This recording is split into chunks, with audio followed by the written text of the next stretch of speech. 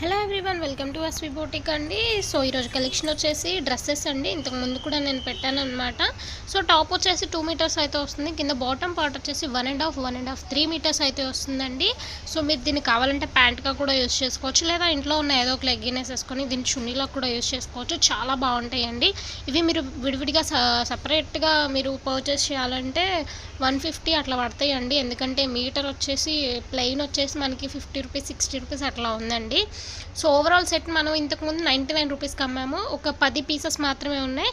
So అందుకని చెప్పేసి any 3 150 rupees మాత్రమేనండి. ఎనీ 3 తీసుకోవచ్చు, 150 రూపీస్ మాత్రమే.